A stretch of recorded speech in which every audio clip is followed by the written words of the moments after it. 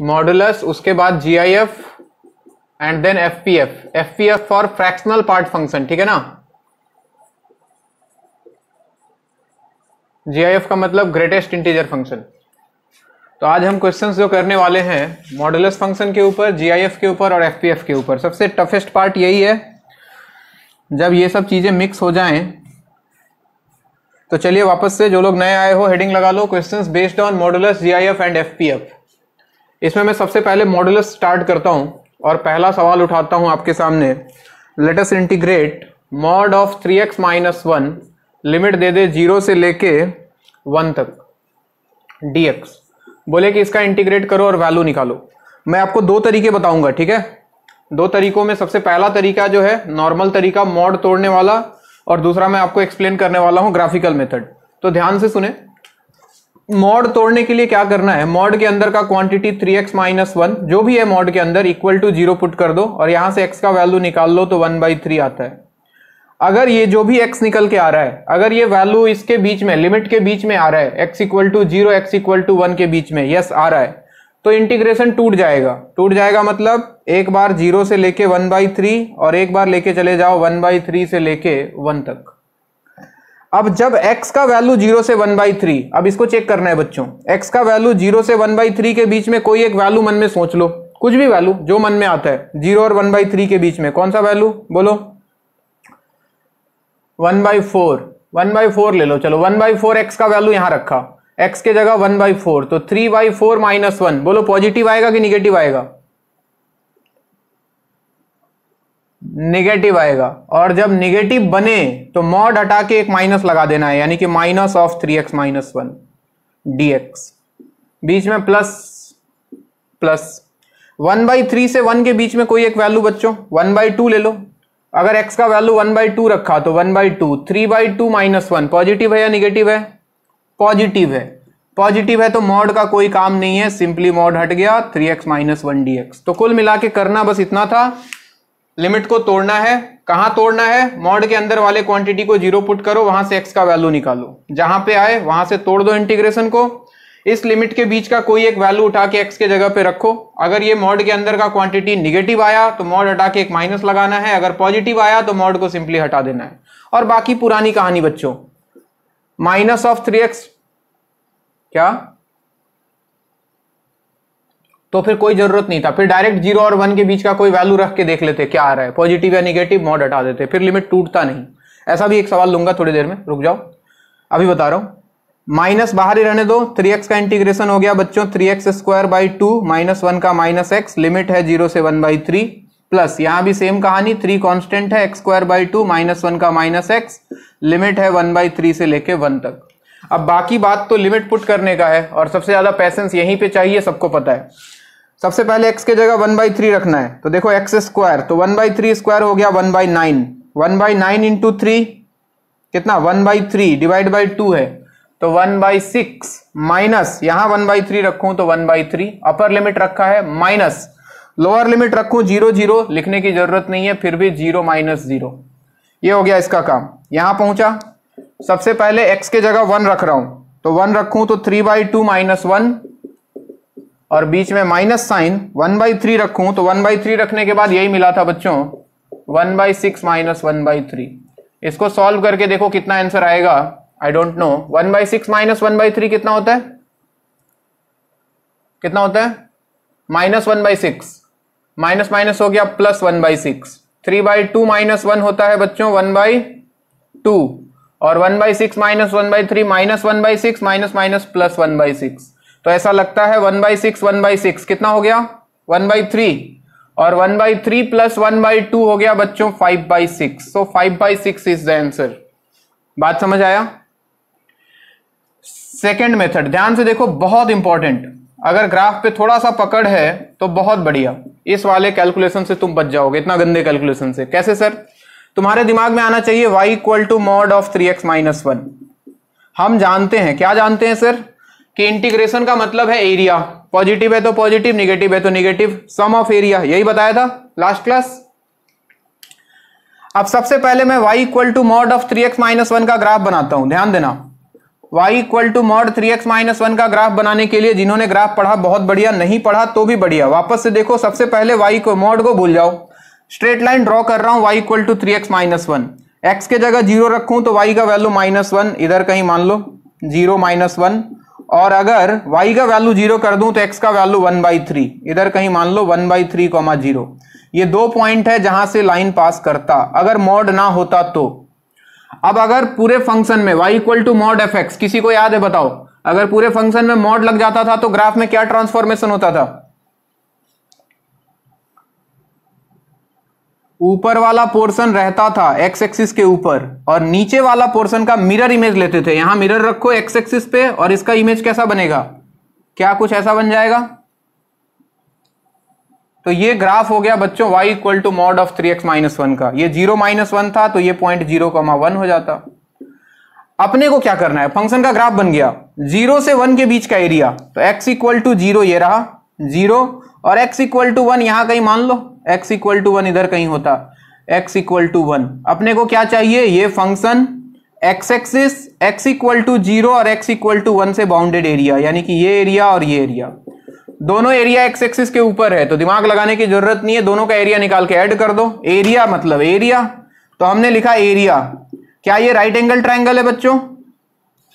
तो half into base, देखो इसका 1/3 और हाइट कितना है इसका 1 है क्या, 1 प्लस ये वाला भी राइट एंगल ट्राइंगल, तो हाफ इंटू बेस, ये वाला बेस कितना है 1 - 1/3, क्या 2/3 है, और हाइट ये हाइट कैसे निकलेगा, x का वैल्यू 1 यहां रख दो, y का वैल्यू कितना आएगा 3 - 1 2 आएगा क्या, तो ये हाइट बच्चों 2 है ये, तो बेस हो गया 2/3 और हाइट हो गया 2। जरा चेक करो आंसर वही आ रहा है या अलग आ रहा है।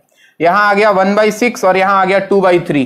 1/6 प्लस 2/3 कितना होता है, 1/6 प्लस 2/3 4 + 1 क्या 5/6 होता है। तो बताओ ये मेथड ज्यादा आसान या ये मेथड ज्यादा आसान, तुम्हारे ऊपर है भाई। मेरे तो ये ज्यादा डिफिकल्ट लगता है। अगर ग्राफ आ जाए तो कृपया ग्राफ के पास जाओ, ग्राफ बनाओ और फटाफट एरिया निकाल दो, खत्म कहानी। बात समझ आई? नोट करो।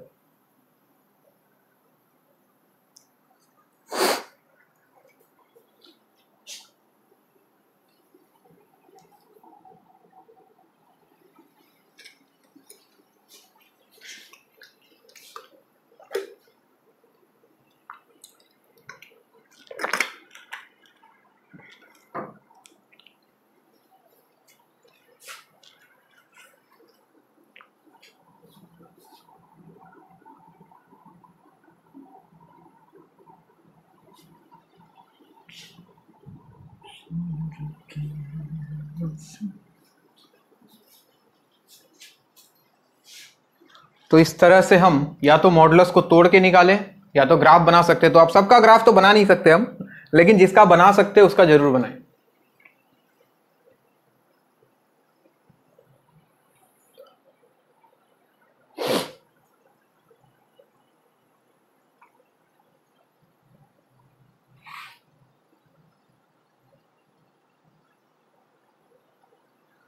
सीरत दिया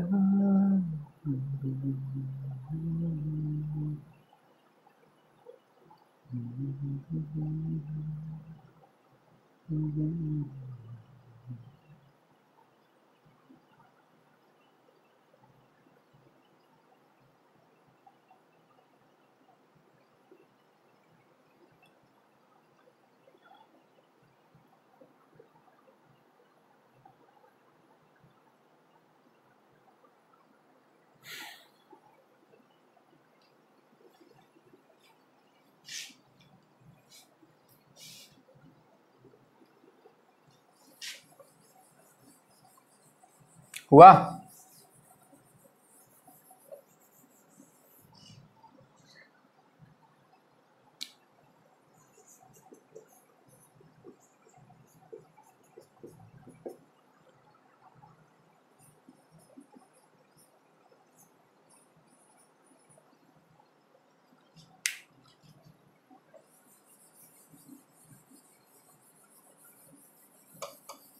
सीरत दिया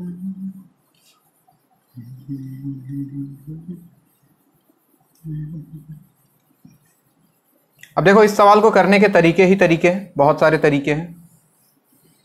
एक तरीका है कि इंटीग्रेशन दोनों का अलग अलग कर दो फिर तोड़ के बना लो।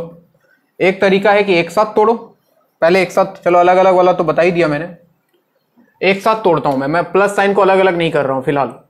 ध्यान दो, इसको जीरो किया, इसको जीरो किया, तो x माइनस 1 0, x माइनस 3 0, तो x का वैल्यू इस बार दो वैल्यू आएगा बच्चों, एक 1 और एक 3, और 1 और 3 दोनों इसके बीच में आता है। तो इस बार इंटीग्रेशन कैसे टूटेगा, सबसे पहले 0 से 1, फिर 1 से 3 और फिर 3 से 5। बात समझ आ रही है?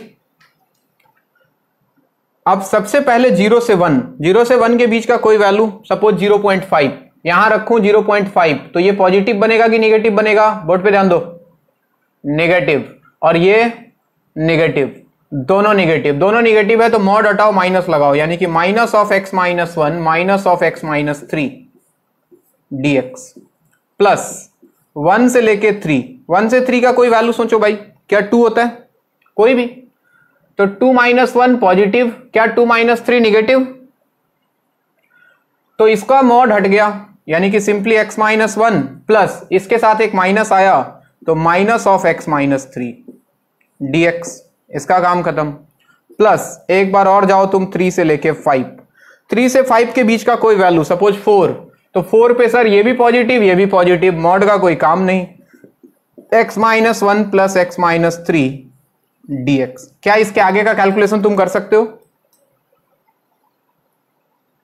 क्या ऐसा लगता है कैलकुलेशन में तुम्हारा लास्ट में जाके प्राण निकल जाएगा? लेकिन हिम्मत मत हारना, करते रहना। अब देखो इसका ग्राफिकल मेथड।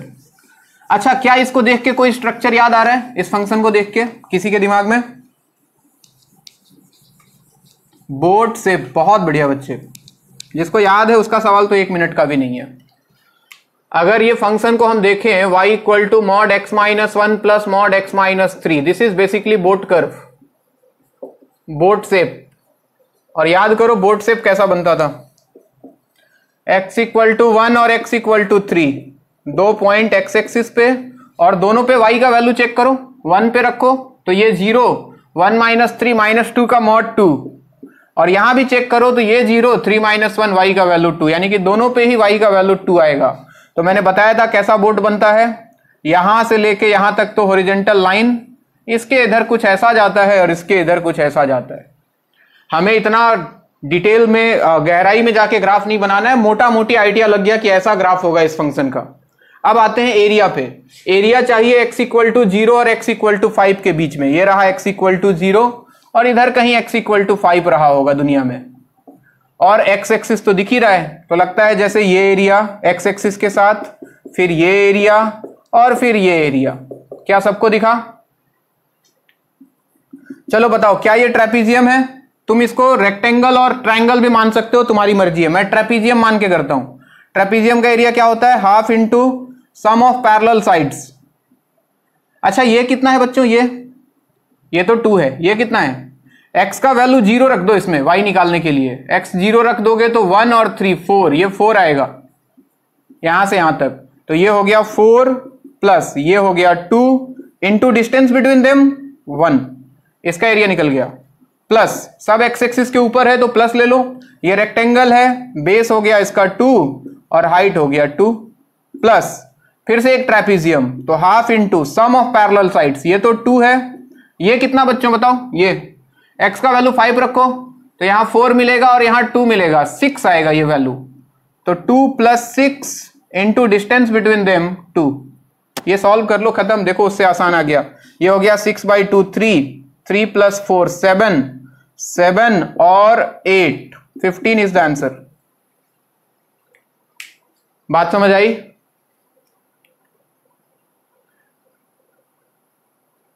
नोट करें।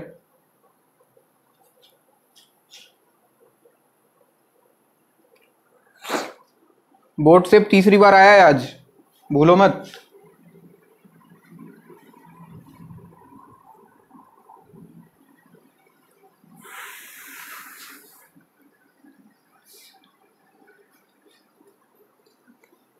हंसदी है ता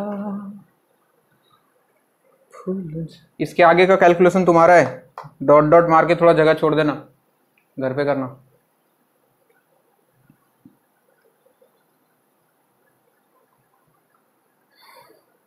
बेसिकली मॉड जब भी आए तो हम यही देखते हैं, मॉड के अंदर का क्वांटिटी पॉजिटिव किस इंटरवल में है और नेगेटिव किस इंटरवल में है। पॉजिटिव है तो मॉड हटा देते हैं उस इंटरवल के लिए, और नेगेटिव है तो मॉड फिर भी हटाते हैं और एक माइनस लगा देते हैं।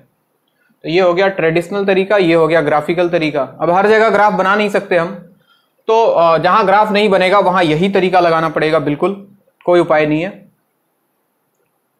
और ग्राफ बन भी गया तो हो सकता है कर्व एरिया हम ऐसे ना निकाल पाए, तो फिर यही मेथड लगाना पड़ेगा आपको। लेकिन जहां कहीं ग्राफ बन जाए और एरिया निकालना आसान हो, ये हम क्यों कर रहे हैं, क्योंकि ट्रायंगल रेक्टेंगल आ रहा है, इसका एरिया निकालना आसान है। एरिया इंटीग्रेशन से निकालो चाहे नॉर्मल एरिया निकालो, एरिया मतलब एरिया। सो इससे कोई फर्क नहीं पड़ता है कि आप इंटीग्रेशन लगा रहे हो या फिर डायरेक्ट एरिया निकाल रहे हो। बात समझ में आ रही है? ये सवाल आया था AIEEE में, integration 2 to 3 mod of 1 minus x square dx। बोला कि इसका वैल्यू बताएं क्या होगा।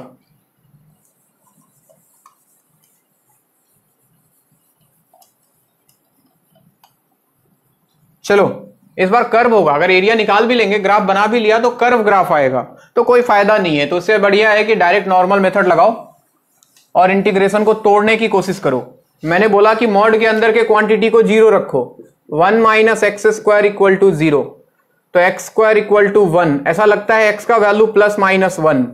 अब अभी जो थोड़ी देर पहले सवाल पूछा था तुमने, ना तो 1 इसके बीच में आता है ना तो -1 इसके बीच में आता है क्या?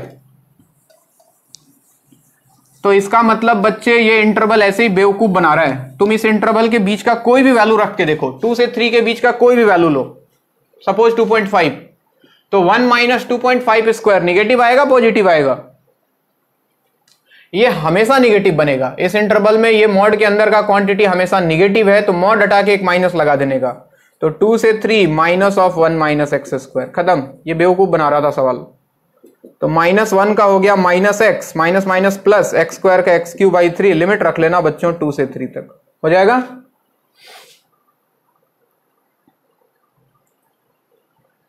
बच्चे ये 0 पुट किया तो x का वैल्यू आया +-1, और ये इंटरवल में है ही नहीं 2 से 3 के बीच में, मतलब इसका कोई काम नहीं है। 2 से 3 का कोई वैल्यू उठा के रख के देखो तो ऐसे भी साफ साफ दिख रहा है ना, 1 माइनस, ये 2 से 3 के बीच का कोई भी वैल्यू रखूंगा तो ये तो बड़ा ही आएगा ना 1 से, और 1 से बड़ा आएगा तो ये क्वांटिटी हमेशा निगेटिव बनेगा, और ये निगेटिव बनेगा मतलब मॉड हटा के एक माइनस लगा देना है सिंपली, और बाकी तो सिंपल इंटीग्रेशन है।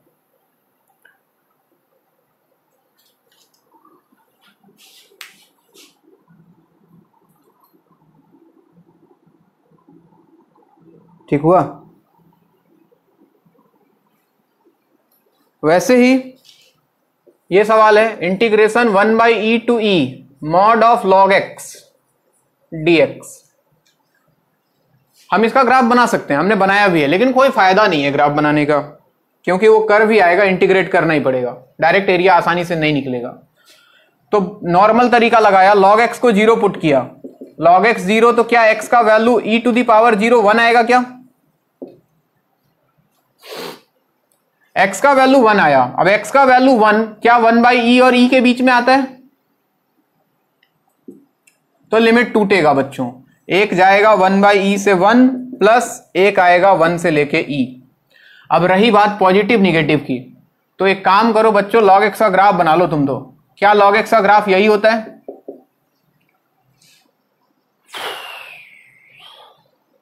पक्का? अब जरा बताओ, ये 0 है, ये 1 है, तो इधर कहीं 1/e होगा। 1/e मतलब 0 पॉइंट समथिंग। तो जरा देखो तो 1/e से 1 के बीच में फंक्शन का वैल्यू निगेटिव आएगा, मतलब y का वैल्यू निगेटिव आएगा या पॉजिटिव आएगा? नीचे है मतलब निगेटिव आएगा। और अगर ये क्वांटिटी निगेटिव है तो क्या मैं एक माइनस लगा दूं, माइनस ऑफ log x लिख दूं इसको, और 1 से बड़े में, अब ये 1 से e तक जा रहा है, अब e इधर कहीं होगा, तो 1 से e में ग्राफ ऊपर चला गया, ग्राफ ऊपर चला गया मतलब पॉजिटिव आएगा वैल्यू, और पॉजिटिव आएगा तो मॉड का काम नहीं है, सिंपली log x dx। अब कहानी आ गया log x का इंटीग्रेशन, मैंने बताया था याद रखना। बताओ log x का इंटीग्रेशन क्या होता है? बहुत बढ़िया, जिसको नहीं याद है गधा। x log x minus x, limit है 1/e से 1 प्लस इसका भी integration x log x minus x. अरे मतलब नहीं याद है गधा, मतलब सीरियसली मत ले लेना कि तुम लोग गधा है। 1 से e, चाह रहा हूं कि अगली बार तुमको याद रहे। बाकी लिमिट पुट करना है बच्चों, माइनस ऑफ, जब 1 रखोगे तो log 1 0 हो जाता है, तो 0 माइनस 1 माइनस 1 बचेगा, माइनस जब 1/e रखोगे तो log 1/e माइनस 1, ठीक है, -1 इंटू 1/e, तो -1/e और -1/e। लिमिट पुट करने में सावधानी, प्लस यहां पे जब e रखोगे तो log e 1 होता है, तो e माइनस e हो गया 0, माइनस जब 1 रखोगे तो log 1 0 माइनस 1। देखो क्या मिला पता नहीं, माइनस माइनस प्लस 1 हो गया, और ये -2/e, तो 1 और माइनस माइनस प्लस, प्लस के साथ एक और माइनस, तो -2/e, और इधर देखो तो माइनस माइनस प्लस 1, यानी कि 2 - 2/e is the answer. Calculation देख लेना लास्ट में ध्यान से, गड़बड़ नहीं होना चाहिए। लास्ट स्टेप मैं बार बार बोल रहा हूं, लास्ट स्टेप पे जाके पूरा एनर्जी लगाना है लिमिट पुट करते टाइम। ऐसा नहीं कि सवाल सॉल्व हो गया, गलती वहीं पे होगा लिमिट पुट करने में।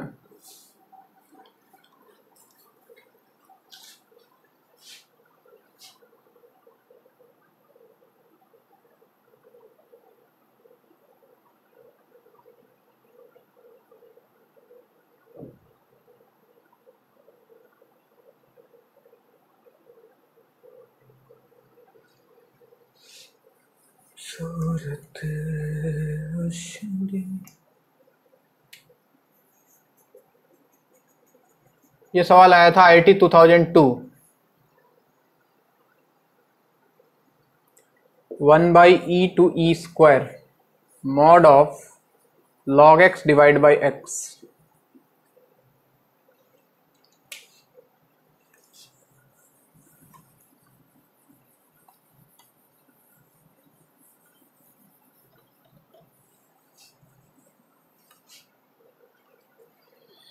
ये भी ऐसा ही है, लिमिट वहीं से टूटेगा।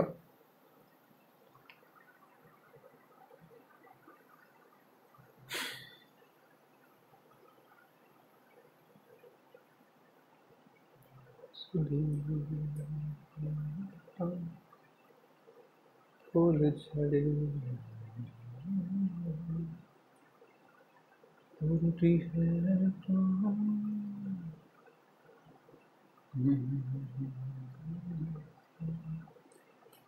हो गया।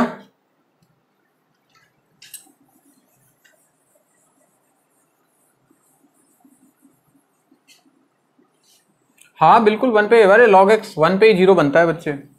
0 पुट करो ना, x का वैल्यू 1 ही तो आएगा, 1 पे ही टूटेगा। सेम ही सवाल है, बस नीचे एक x एक एक्स्ट्रा दे दिया है, और कोई बात नहीं है। हाँ भाई करो, log x बाई एक्स को 0 पुट करोगे तो वापस बच्चों log x इक्वल टू 0 और x का वैल्यू बिल्कुल 1 ही मिलेगा इस बार भी, यानी कि लिमिट 1 से ही टूटने वाला है फिर से। तुम तो बस इतना बता देना कहां पॉजिटिव होगा कहां निगेटिव होगा। 1/e से 1, 1 से e स्क्वायर, क्या 1/e से 1 में निगेटिव होगा? यस, क्योंकि log निगेटिव है और ये पॉजिटिव है, negative by positive. x positive क्यों? 1/e से 1, यही x का वैल्यू है, तो ये तो पॉजिटिव है, ये निगेटिव है, निगेटिव बाई पॉजिटिव निगेटिव, तो ये बनेगा -log x by x dx। और 1 से e स्क्वायर में ये भी पॉजिटिव ये भी पॉजिटिव, तो मॉड हट के log x बाई एक्स। अच्छा बच्चों, log x बाई एक्स का इंटीग्रेशन याद रख लिया करो, बार बार आ रहा है ये घूम फिर के। कितना होता है ये? log x स्क्वायर बाई 2, पहले भी आ चुका था। log x को अगर t मानते हो तो 1/x dx dt बन जाता था, तो ये बनेगा t dt, और t dt का मतलब बच्चों t स्क्वायर बाई 2, t का वैल्यू है log x, तो log x स्क्वायर बाई 2। याद रख लो इसको, log x बाई एक्स को, ताकि हम डायरेक्ट यूज कर सकें। तो ये हो गया -log x square by 2, limit है 1/e से 1 प्लस ये हो जाएगा बच्चों log x whole square divide by 2, limit है 1 से e स्क्वायर। बाकी वैल्यू रख लोगे ना, 1/2 बाहर, जब 1 रखोगे तो 0 माइनस, जब 1/e रखोगे तो ये -1 बनेगा, -1 का स्क्वायर 1 ही होगा, प्लस जब e स्क्वायर रखोगे तो e स्क्वायर का 2 बाहर आ जाएगा और log e 1, तो 2 log e होल स्क्वायर, तो 2 स्क्वायर हो गया 4, ये 1/2 बाहर रख रहा हूं, तो 4 माइनस जब 1 रखोगे तो 0। देख लो कितना आंसर आ रहा है, और किसी को डाउट है तो पूछो।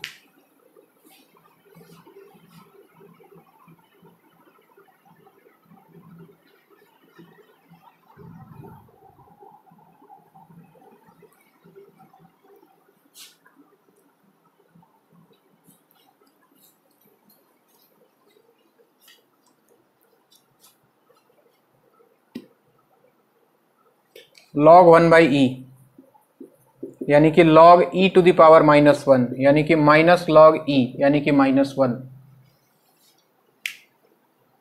है ना।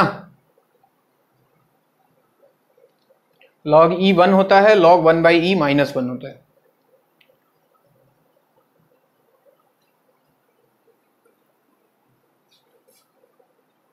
कितना आंसर आ रहा है बच्चों? 5/2 आ रहा है क्या?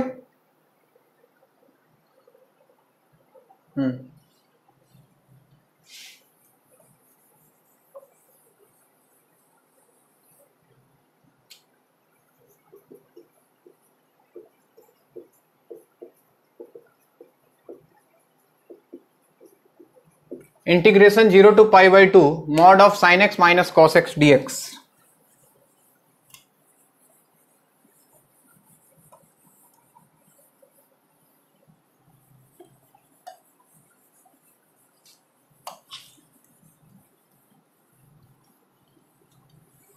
साइन एक्स और कॉस एक्स हमें यही देखना है मॉड के अंदर पॉजिटिव कब है, निगेटिव कब है, ठीक है। तो मोटा मोटी आइडिया लगने से हो जाएगा। Sine x minus cos x का ग्राफ बनाने की जरूरत नहीं है, तुम 0 से π/2 तक साइन का अलग बना लो। ये रहा सर साइन एक्स का ग्राफ और ये रहा सर कॉस एक्स का ग्राफ। क्या ऐसा ही होता है? This is cos x and this is sine x. दोनों इंटरसेक्ट क्या π/4 पे करता है बच्चों? तो वैसे भी sine x minus cos x को अगर 0 पुट करते हो, करने की जरूरत नहीं है, इंटरसेक्शन पॉइंट जो है वहीं से टूटता है लिमिट 0, तो sine x equal to cos x और एक्स का वैल्यू बच्चों π/4 आ जाएगा।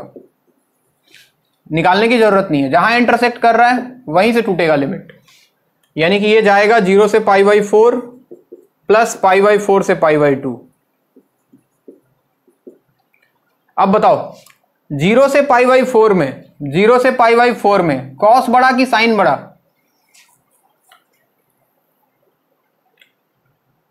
अबे गधे कॉस बड़ा, जो ऊपर है वही बड़ा होगा ना। ये नीचे है साइन, तो 0 से π/4 में कॉस बड़ा साइन छोटा, साइन छोटा कॉस बड़ा, छोटा माइनस बड़ा, पॉजिटिव आएगा कि निगेटिव आएगा? निगेटिव आएगा। निगेटिव आए तो मॉड हटाएं और एक माइनस लगाएं, यानी कि sine x minus cos x हो गया खत्म dx प्लस। अच्छा π/4 से π/2 में कौन बड़ा, कॉस या साइन? साइन बड़ा, तो बड़ा माइनस छोटा यानी कि पॉजिटिव आएगा बच्चों, तो मॉड हट गया, simply sine x minus cos x dx। क्या इसके आगे का काम कर लोगे तुम? जगह छोड़ देना, जहां भी बोलूं आगे का काम कर लेना, थोड़ा थोड़ा जगह छोड़ते जाना कैलकुलेशन के लिए, और घर पे पूरा जरूर करना उसको।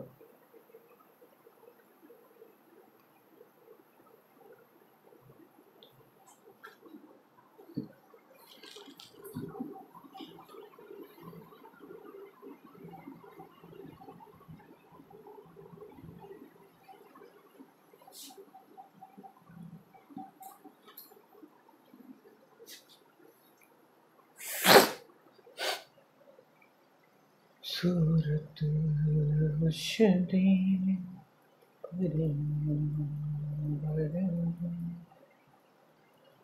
सीरत दिया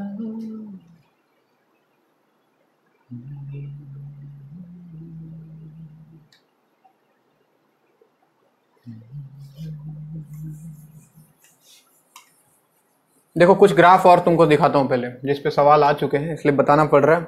हमें y equal to sine x का ग्राफ आता है ना।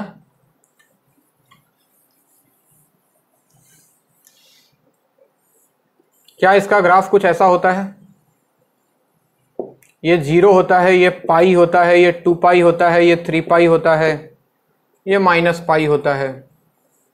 ठीक, अगर कोई तुमसे बोले कि y equal to sine pi x का ग्राफ बनाओ, क्या फर्क पड़ेगा? साइन एक्स में 0 पाई 2 पाई क्यों आता है? हम क्या करते हैं, साइन एक्स को 0 पुट कर देते हैं, और साइन एक्स को 0 पुट करते हैं तो हमें पता है कि एक्स का वैल्यू 0 पाई 2 पाई 3 पाई ये सब आने वाला है, यानी कि ये सारे पॉइंट्स पे ग्राफ एक्स एक्सिस को काटने वाला है, इसीलिए ये सारा पॉइंट्स आता है ना। तो अगर साइन पाई एक्स की बात करें और अगर हमने साइन पाई एक्स को 0 पुट किया तो हमें पाई एक्स का वैल्यू मिलता है बच्चों 0 पाई 2 पाई 3 पाई डॉट डॉट डॉट। तो क्या होगा, पाई से पाई सारा कैंसल, यानी कि एक्स का वैल्यू अगर निकालें तो 0 1 2 3 डॉट डॉट डॉट ऐसा कुछ आता है। नहीं समझे बात मेरी? यानी कि ग्राफ का स्ट्रक्चर वैसा ही रहेगा, पॉइंट्स बदल जाएगा, ग्राफ तो वैसा ही रहेगा दिखने में, ये 0 ये 1 ये 2 ये 3 इधर -1। बात समझ आ रही है? अब खुद से सोच के बताना, अगर ग्राफ में बोलता कि ड्रॉ करो y equal to sine 2 pi x का, तो ग्राफ बच्चों बिल्कुल वैसा ही रहेगा। तुम बताओ क्या बदलेगा, पॉइंट्स क्या क्या आएगा?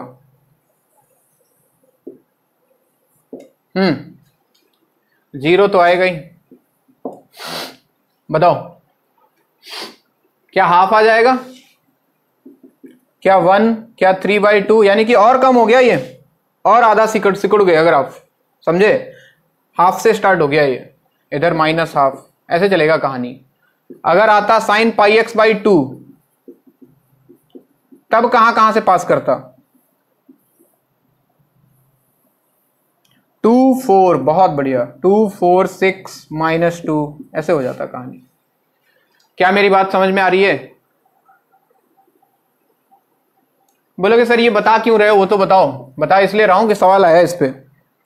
उसने बोला कि इंटीग्रेशन 0 से 1, देख लो 2 मिनट और फिर लिखना, साइन 2 पाई एक्स dx, ऐसे दे दिया, साइन 2 पाई एक्स dx।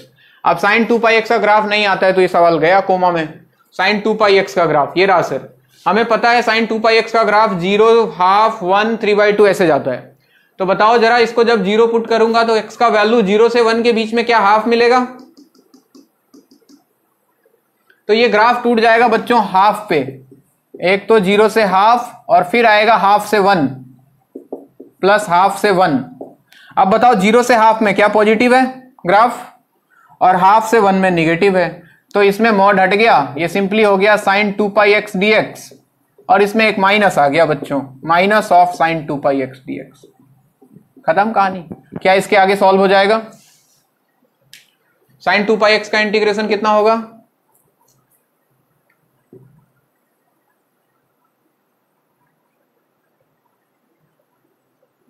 हाँ ठीक है, कर लोगे तुम लोग, चलो कर लेना, उसके आगे नोट करो इसको। तो ऐसे सवाल कहीं दिख जाए तो घबराना नहीं है।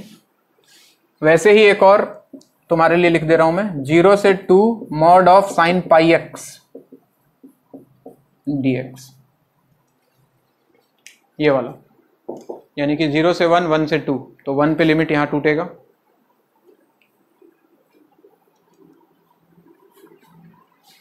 क्या?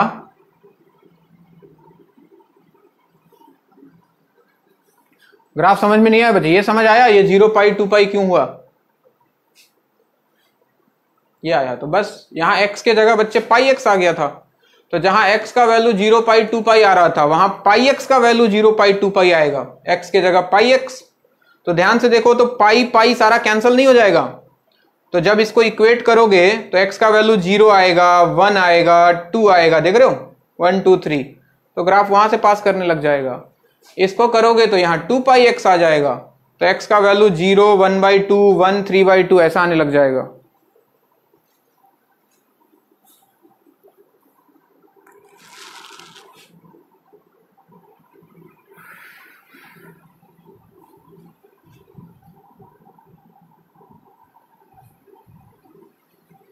एक कुड़ी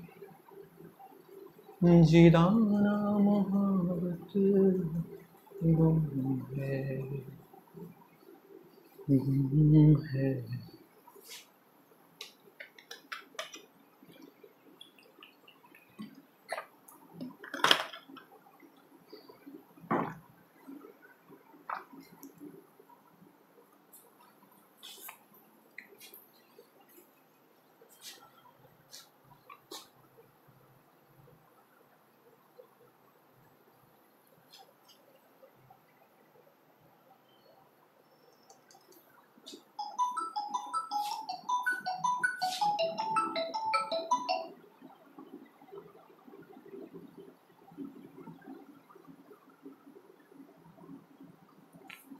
सिग्नम फंक्शन याद है बच्चों?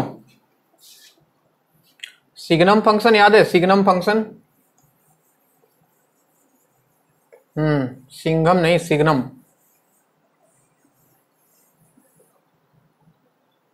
लिखो लिखो।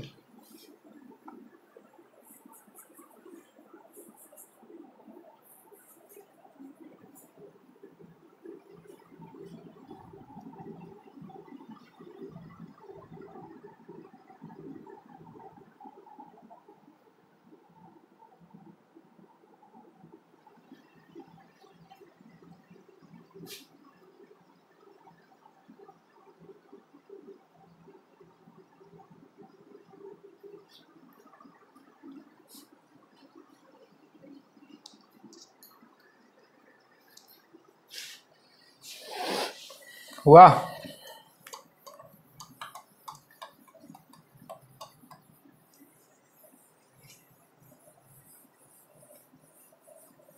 हाँ जी, जिनको नहीं याद है एक बार याद करो, रिकॉल करो। सिग्नम एक्स, इसका मतलब होता था बच्चों mod x by x when x not equal to 0 and 0 when x equal to 0। और ये आगे ब्रेक हो जाता था, अगर x पॉजिटिव हुआ ग्रेटर देन 0 तो मॉड हट जाएगा, x बाई एक्स 1 आ जाता था। अगर x निगेटिव हुआ तो ये मॉड हट के एक माइनस लगता था, x x कैंसल, -1 आता था, और 0 पे 0। याद आया?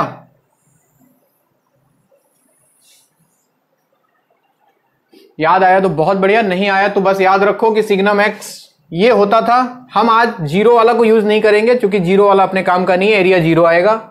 सिग्नम x मतलब मॉड x बाई एक्स, जैसे सवाल आ जाए। अब देखो सवाल से समझाता हूं मैं। बोला उसने integration -2 to 4 signum x dx, बोला कि इसको इंटीग्रेट करो।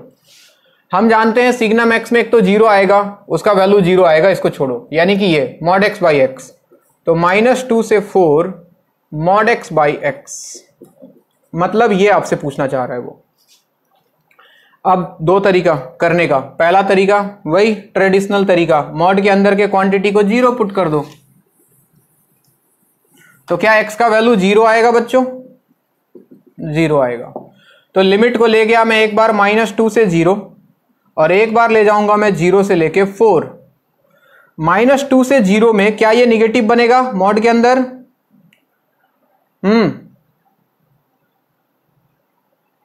कहां से?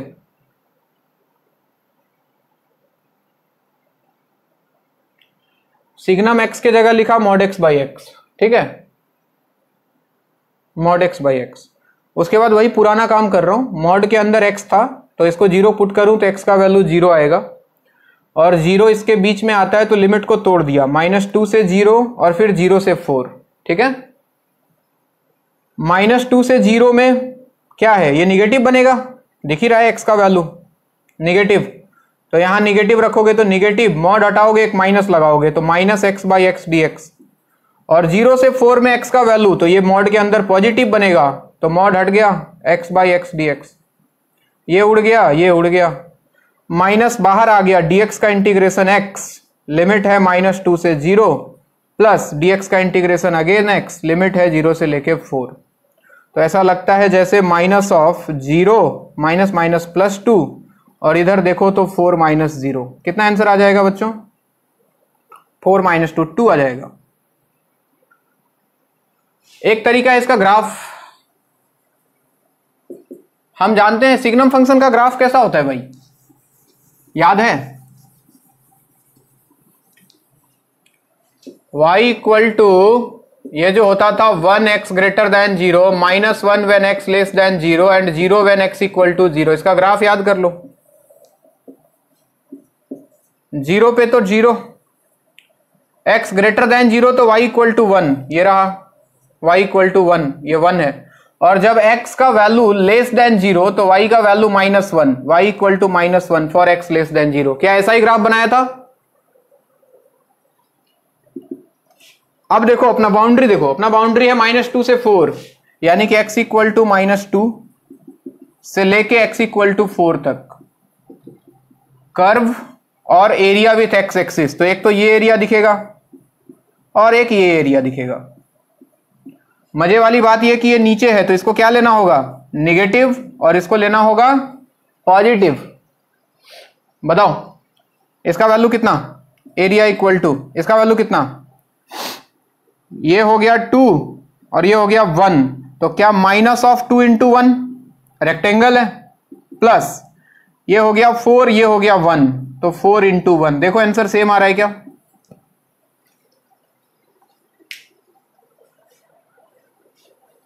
अरे बोलो, कोई दिक्कत?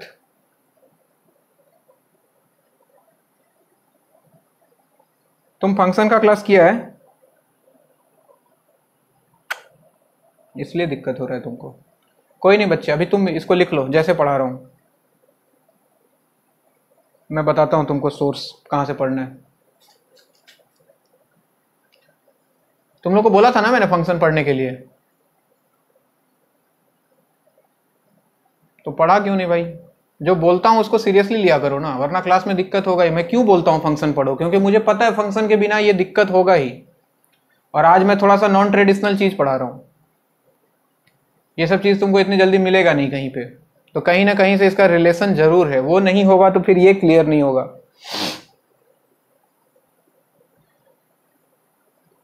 तुम लोग को स्टार्ट करने के पहले ही बोला था मैंने, फंक्शन और डिफरेंशिएशन दो चीज क्लियर होना चाहिए।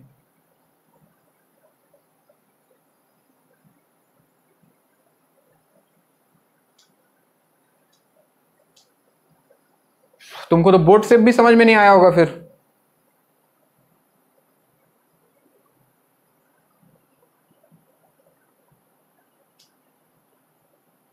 तुम कौन है, साजिद है क्या? बच्चे जब बोला ना, जब जो काम बोलूं उसको पहले खत्म करोगे तभी पढ़ने में मजा आएगा। इसके बाद फिर चैप्टर आसान है। आज का लेक्चर सबसे टफ है क्योंकि इसमें पुराना चीज मिक्स हो रहा है, इसलिए टफ बन गया है। उनके लिए आसान है जिनको पुराना चीज आता है। इसके बाद तो फिर प्रॉपर्टी स्टार्ट हो जाएगा, फिर आसान आसान चीज आएगा। हैप्पी हैप्पी घर परिवार चलता रहेगा।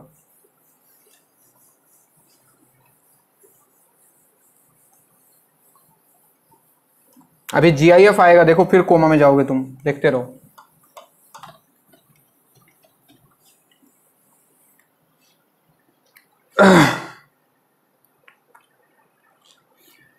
एक सीवीटी लिख लो बच्चों, जिनको कुछ समझ में ना आए कृपया सीवीटी लगाएं। A to B mod x by x या फिर सिग्नम x, दोनों में से कुछ भी लिखा हो, दोनों का मतलब सेम ही है, dx। इसका वैल्यू आप लिख लेना सीधा mod b minus mod a, खत्म।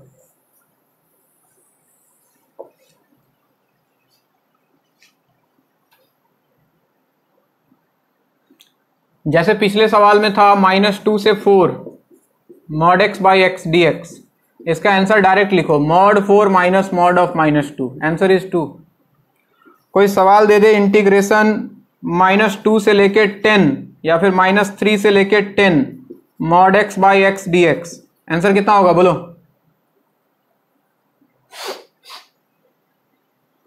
कितना होगा?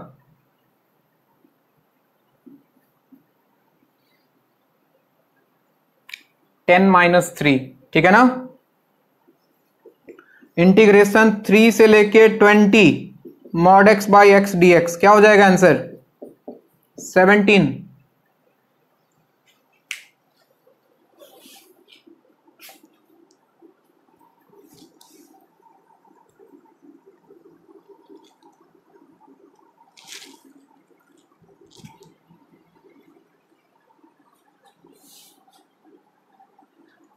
सूरत रोशनी करिया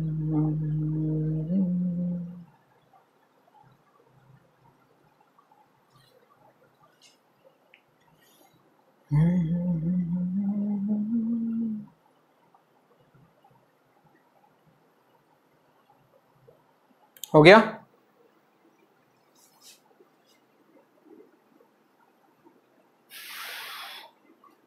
एक और वैरायटी इसमें बनता है, मॉड का नहीं है वो, ऐसे ही नॉर्मल कहीं कहीं दिख जाएगा तुमको, तो दिखे तो कोमा में नहीं जाना है। जैसे बन जाए इंटीग्रेशन 0 to π/2 मिनिमम, ऐसे लिखा रहेगा मिनिमम ऑफ ब्रैकेट में tan x, cot x dx, बोलेगा इसका वैल्यू बताओ।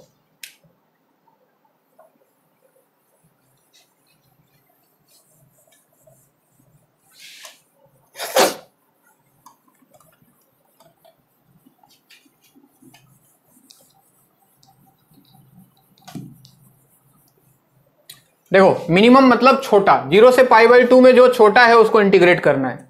कुछ मत करो बच्चों, ग्राफ बनाओ। क्या tan और cot का ग्राफ आता है सबको 0 से π/2 के बीच में? ये होता है tan y = tan x और ये होता है cot, याद आया?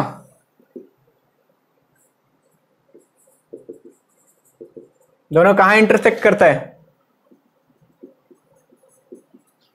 π/4 पे। तो अगर बोले कि minimum of tan x cot x का ग्राफ क्या होगा, तो 0 से π/4 तक नीचे कौन है बच्चों? tan, और उसके बाद नीचे मिनिमम मतलब नीचे कौन हो गया? cot। तो ये जो तुमको दिख रहा है टेढ़ा line, this is the curve, इसको चाहो तो डॉटेड रखो, ये ओरिजिनल कर्व है। तुमको निकालना है इस फंक्शन का area with x axis between 0 to π/2, यानी कि ये वाला एरिया पूछ रहा है वो।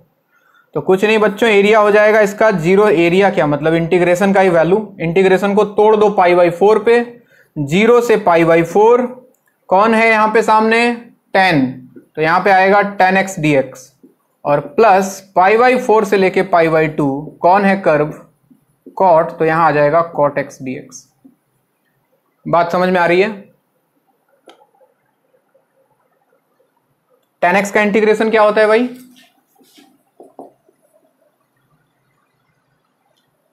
tan x का इंटीग्रेशन log sec x, और cot x का log of sin x। चलो इसका ग्राफ बना के दिखाओ तो। मैक्सिमम, मैक्सिमम मतलब होगा ऊपर, 0 से पाई में maximum of sin x cos x dx draw करो तो। जैसे हमने मिनिमम में नीचे वाला लिया है, वैसे मैक्सिमम में हम ऊपर वाला लेंगे, जो ऊपर होगा उसको लेना है।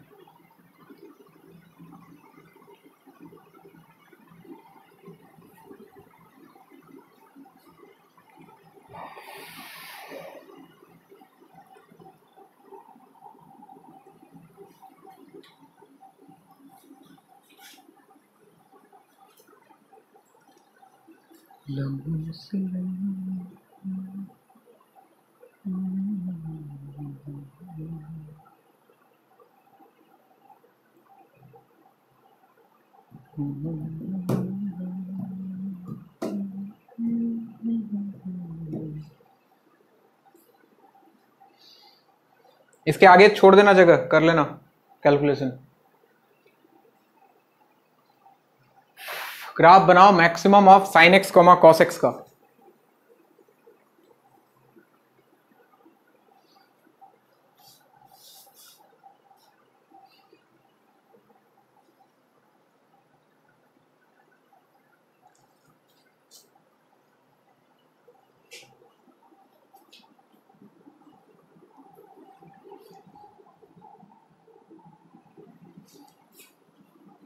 बना पाए?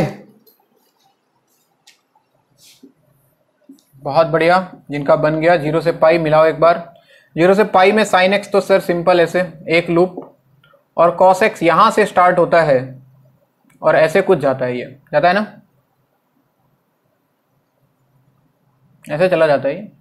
तो 0 से पाई में देखो मैक्सिमम मतलब ऊपर। अच्छा, पहला इंटरसेक्शन इनका यहां पे होता है, दैट इज π/4 पे दोनों का। तो 0 से π/4 तक तो ऊपर ये दिख रहा है भाई कॉस, और π/4 से लेके पाई तक ऊपर कौन है साइन। तो ये ग्राफ बनेगा इसका, ये जो टेढ़ा टेढ़ा लाइन दिख रहा है। अब मुझे निकालना है इसका area with x axis between 0 to π, यानी कि ये पूरा एरिया आपसे निकलवाना चाह रहा है वो, ये एरिया और साथ में ये पूरा एरिया। तो कुछ नहीं, इंटीग्रेशन ही करना है। 0 से π/4 तक कॉस है तो cos x d x, plus π/4 से लेके पाई तक ऊपर चला गया है साइन, तो साइन एक्स डी एक्स हो जाएगा। इसके आगे जगह छोड़ दें।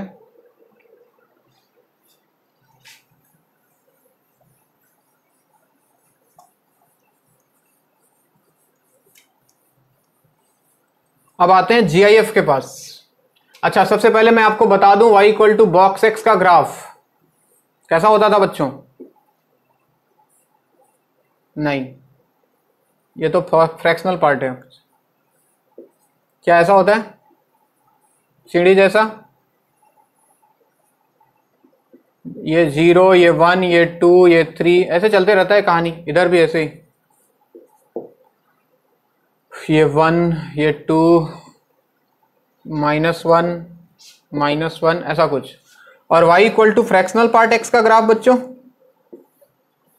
जो इसके पहले मैं बना रहा था, क्या ऐसा कुछ 0 और 1 के बीच में वेरी करता है। ये तो 0, 1, 2, 3 और ये 1, इधर भी ऐसा ही। क्या सही बनाया मैंने ग्राफ?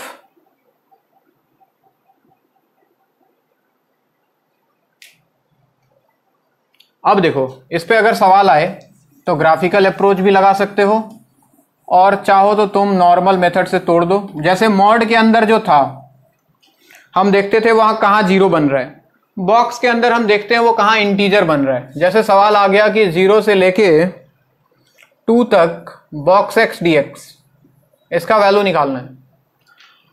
तो बताओ 0 से 2 में ये इंटीजर कब बनेगा? ये इंटीजर बनेगा 1 पे। कहां पे बनेगा? 1 पे।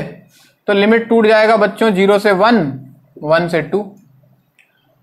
अब बताओ, जब x का, थोड़ा सा दिमाग लगाओ, जब x का वैल्यू 0 से 1 के बीच में, तो बॉक्स x का वैल्यू कितना? 0। तो ये हो गया 0 dx। और जब x का वैल्यू 1 से 2 के बीच में, बॉक्स x का वैल्यू कितना? 1। तो ये हुआ 1 इंटू डी एक्स। 0 वाले को लिखने की जरूरत नहीं है, खत्म होगा, क्योंकि 0 का इंटीग्रेशन c आएगा और c माइनस c कांस्टेंट खत्म। तो dx का x लिमिट है 1 से 2, 2 माइनस 1, 1 इज द आंसर। ठीक है। कोई बोले कि सर ग्राफ से बताओ, ये देखो ग्राफ 0 से 2, तो ये रहा x इक्वल टू 0 और ये रहा x इक्वल टू 2, यानी कि यहां तक एरिया। तो ये तो x एक्सिस पे ही है, इसका एरिया 0, बचा ये वाला एरिया। और ध्यान से देखो तो क्या इस रेक्टेंगल का एरिया 1 आएगा?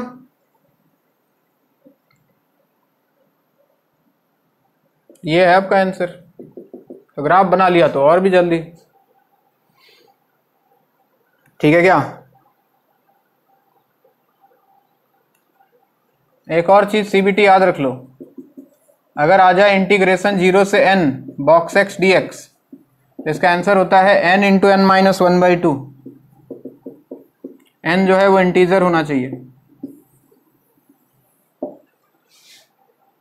अगर कभी सवाल तुम्हारे सामने दिख जाए इंटीग्रेशन 0 से लेके 50 बॉक्स x dx, तो घबराना मत, आंसर हो गया इसका 50 into 49 divided by 2।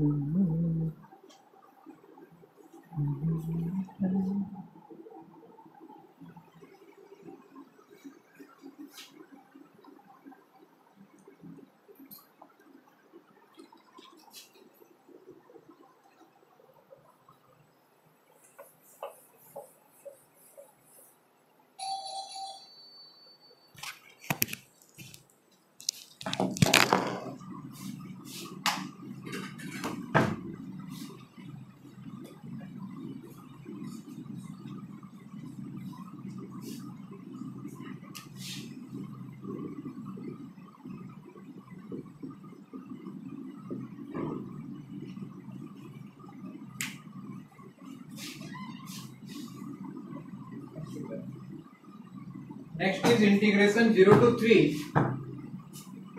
x square into box x dx।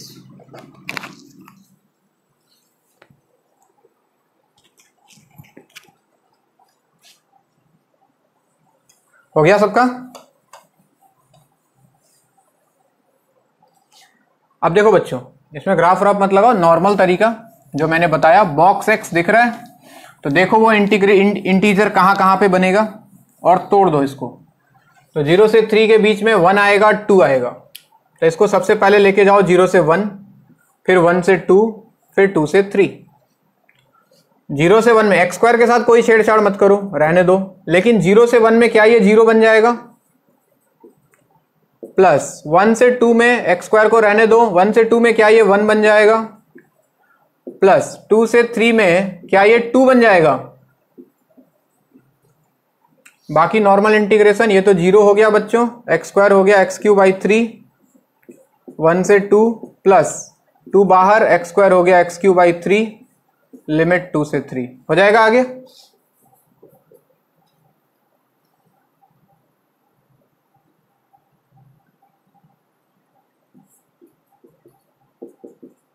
ये करो, integration -1/2 to 1/2 box x dx।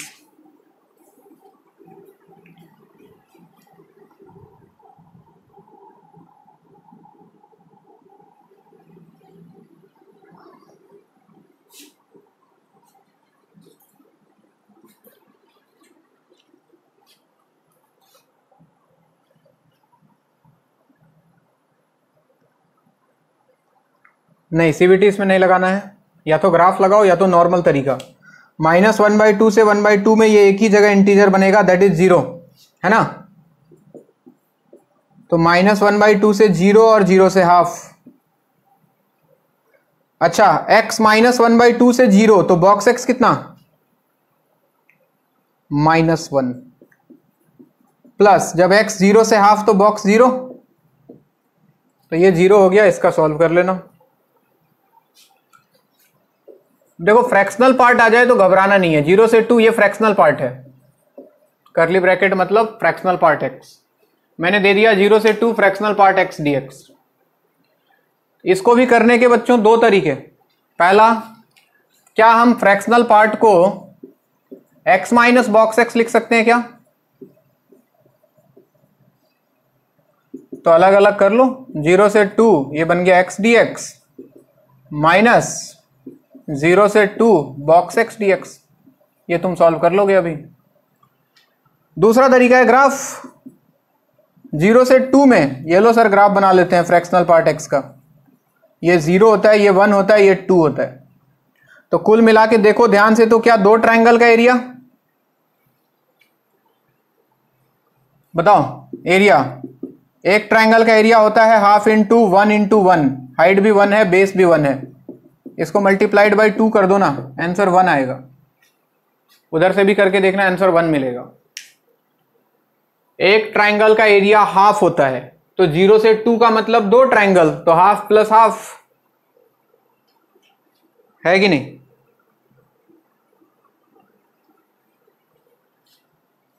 इसमें भी एक सीबीटी ले लो तुम तो। Integration a to b fractional part x dx, value हो जाएगा बच्चों b minus A divide by 2। a और b इंटीजर हो तब।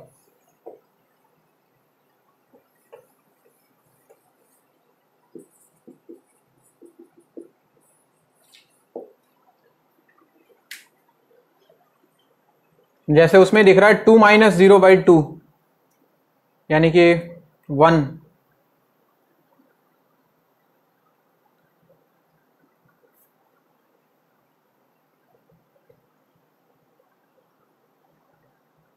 किसका बिल्ली बोल रहा है पीछे? हैं, बिल्ली है कि तोता है बे?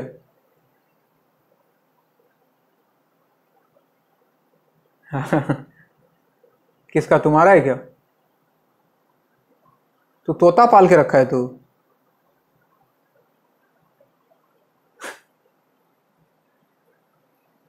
2 दिन में तोता पाल लिया तू, ऐसा क्या भाई जोश चढ़ा है तुझे? मजा आ रहा है?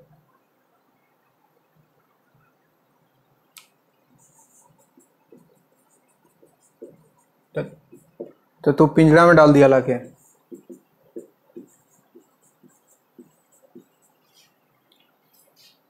हाँ, कहाँ पे?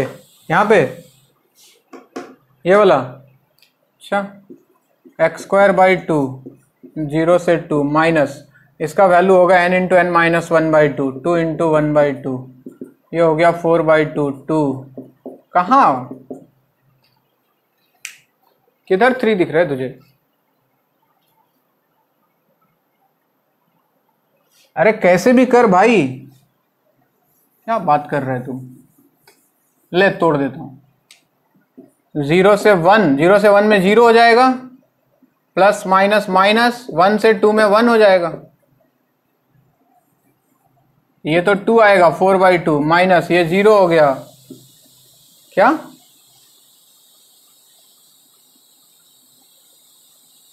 कहाँ माइनस आएगा? बीच में माइनस तो है ही ना।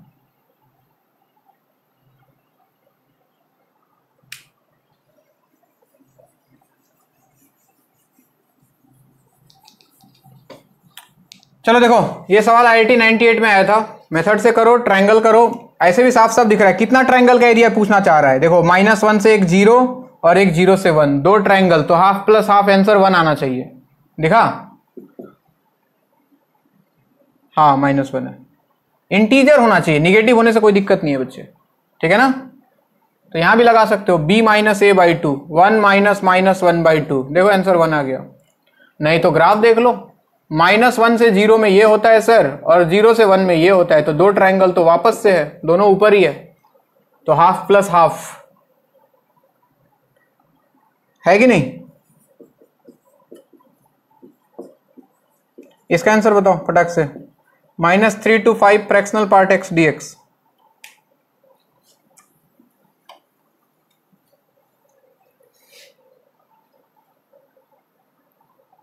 4 5 -3 डिवाइड बाई 2, आंसर इज 4। ये बताओ, integration 0 to n box x dx divided by integration 0 to n fractional part x dx। n दिया हुआ है, पॉजिटिव इंटीजर है, बताओ क्या आएगा वैल्यू।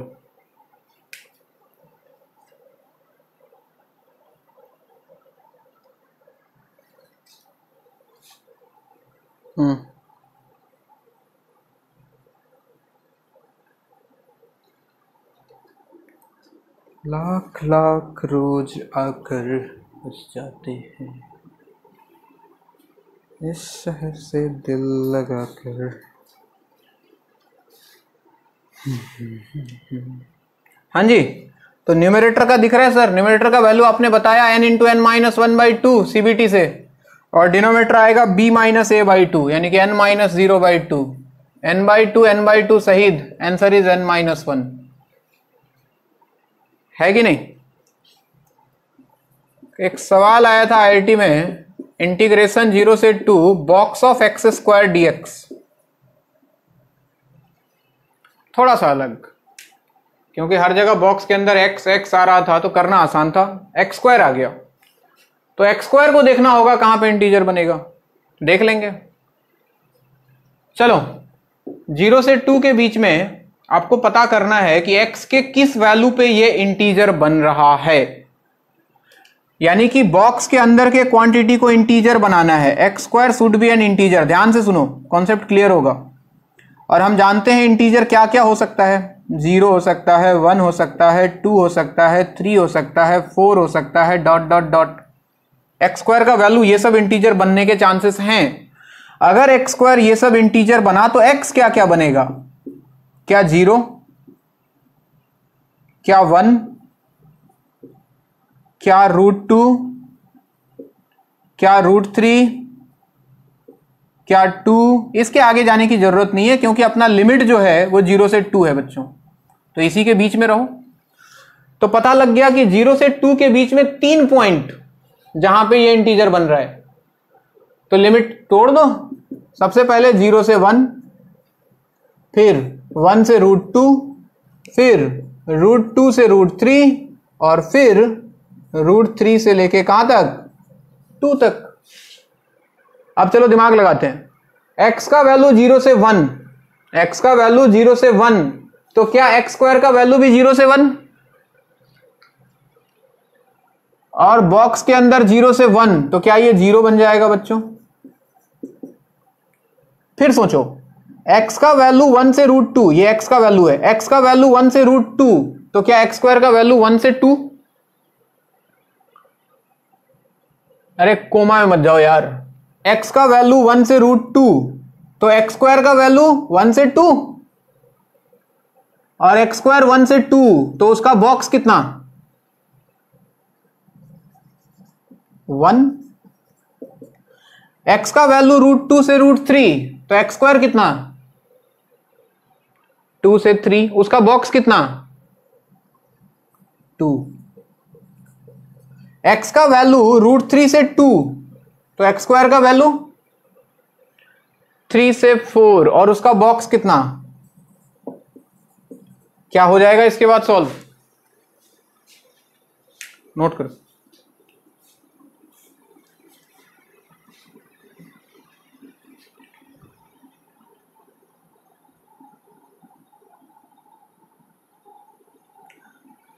नेक्स्ट क्लास में मैं आपको इसका ग्राफ सिखाऊंगा, बॉक्स ऑफ x² का ग्राफ कैसे बनाएंगे, और ग्राफ से फिर इस सवाल को सॉल्व करेंगे और आसानी से होगा।